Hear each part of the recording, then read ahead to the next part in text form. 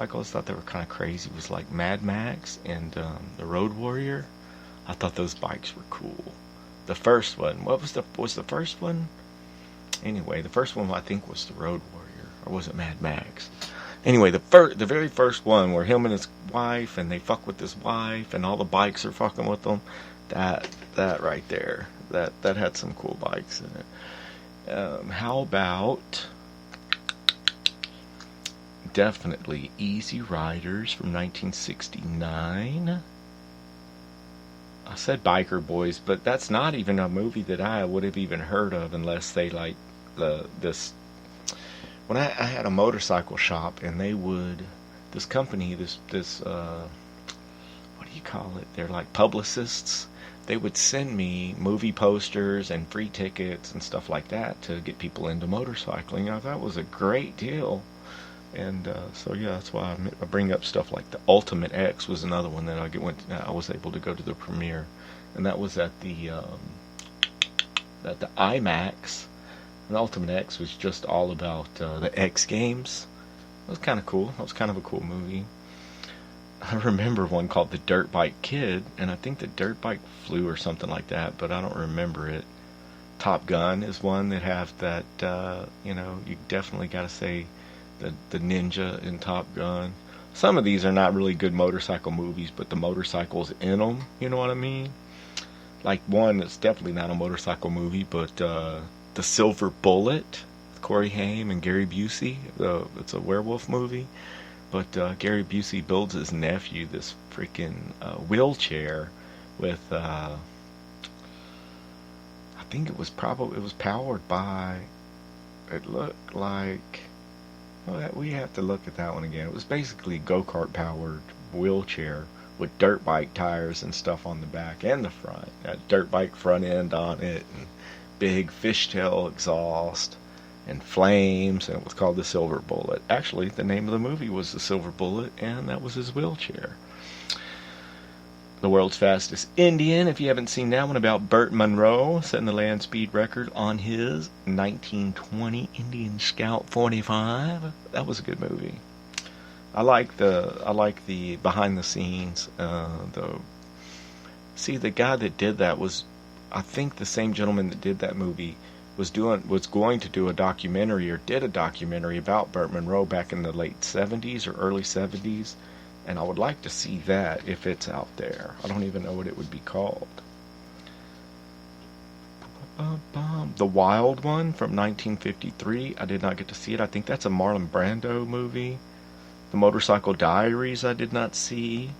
Hell's Angels on Wheels. There's a bunch of motorcycle flicks from the 50s, 60s, and 70s. I guess that was like an ongoing thing. Ongoing theme. Hell's Angels on Wheels from 1967. Electroglide in Blue, talking about the Electroglides that the police rode back in 1973. Night Riders from 1981. Y'all let me know if you've seen any of these, if they're worth checking out, because I did not see a lot of these movies.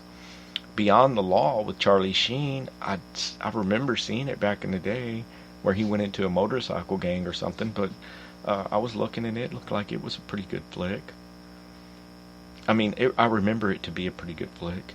And then, of course, Stone Cold with Brian Bosworth. Now, I definitely am going to have to check out Stone Cold and Beyond the Law. And how about this, man? Some of my faves, as far as like motorcycle sequences and stuff, have got to be Jackie Chan whenever there's a motorcycle involved. The Snakes on a Plane started out with motorcycle stuff. Buckaroo Banzai from 1984 was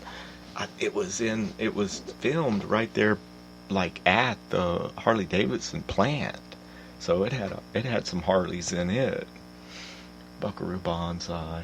And I was like, man, I asked Pops the other day, I was like, Pops, I'm going to do the next Life Behind Bars Robcast, where I'm going to talk about,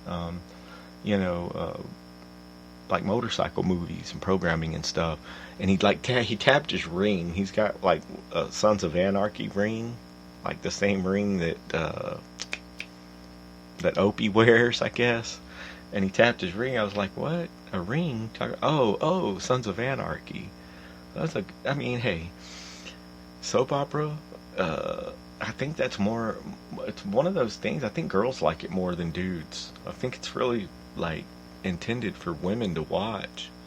I have watched it, and we can review that on another show. But uh, it's got a couple of cool bikes in it, and a couple of just basically, you know, just basically some regular. Oh no! Thinking about the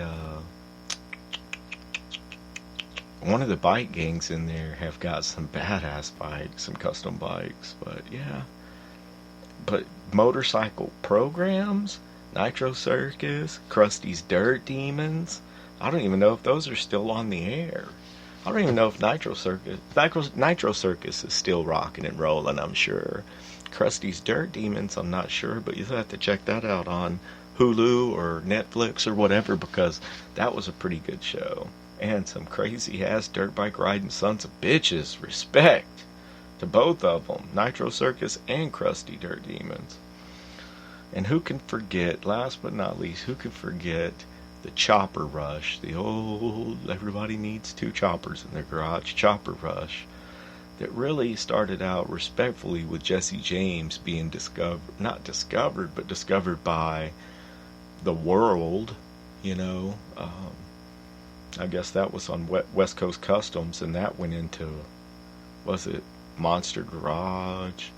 That went into Orange County Choppers, and then the Biker Build Off, and that, I really liked the Biker Build Off. What I didn't like, guys, from that, pardon me.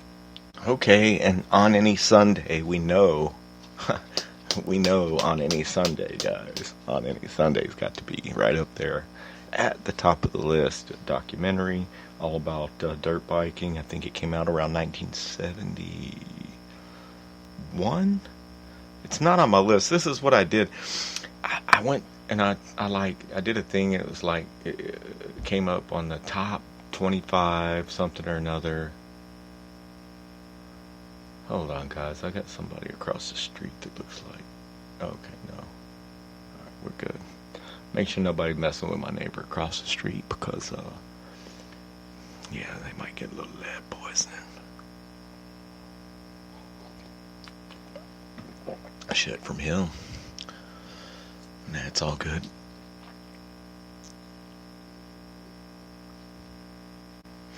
But yeah, I pre-recorded like a whole thing about motorcycle movies, but it turned out that it's fucking 20 minutes long. It's the whole show, and it's just me sitting there going, this movie 19 whatever, this movie 19 whatever.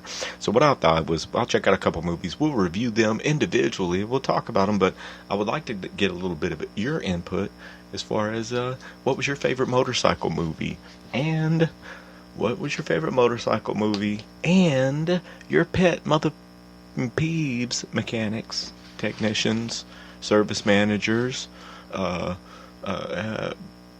dealership owners. What's your peeves? What's your pet peeves whenever it comes to your peeps, with the people that you work with, and with definitely with your customers.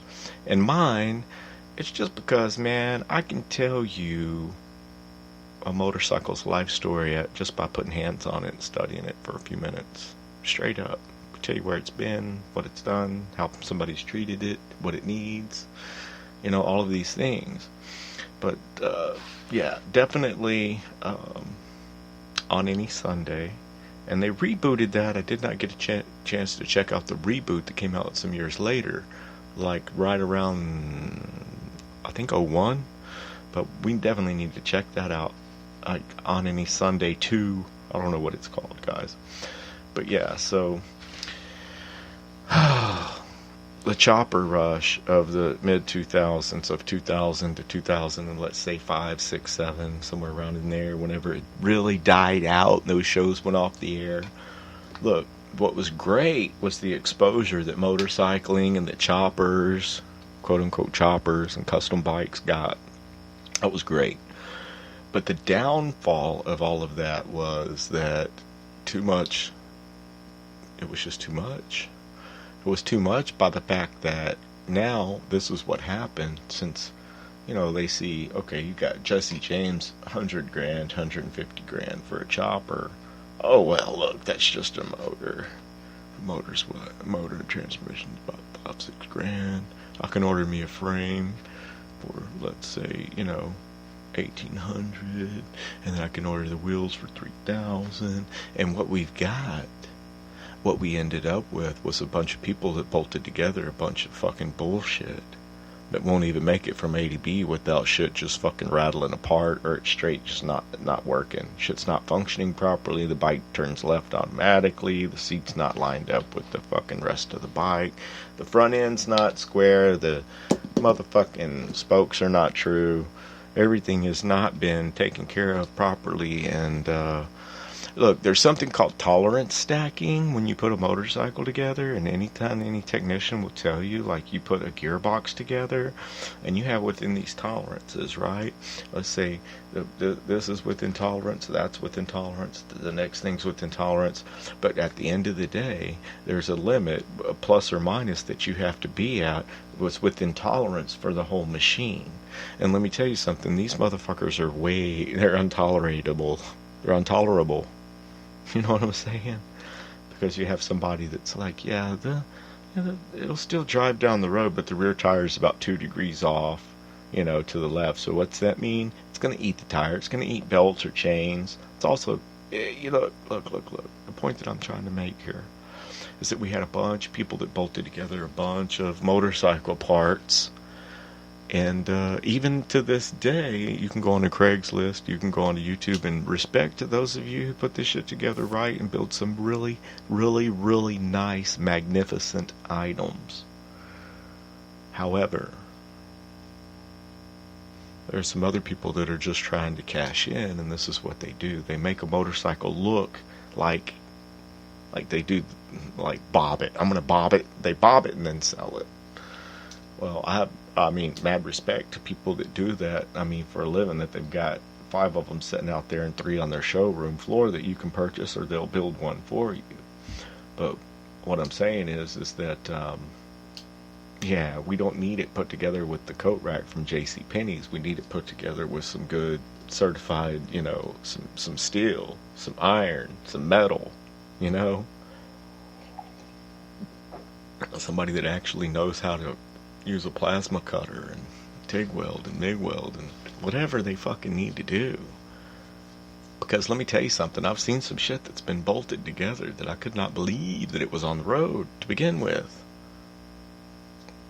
So yeah, that's all I'm saying is that the chopper rush, the only downfall was that we ended up with a bunch of some even really pretty, really pretty impractical motorcycles that, like I said, they just won't make it from point A to point B without some shit just rattling the fuck apart on them, or just total,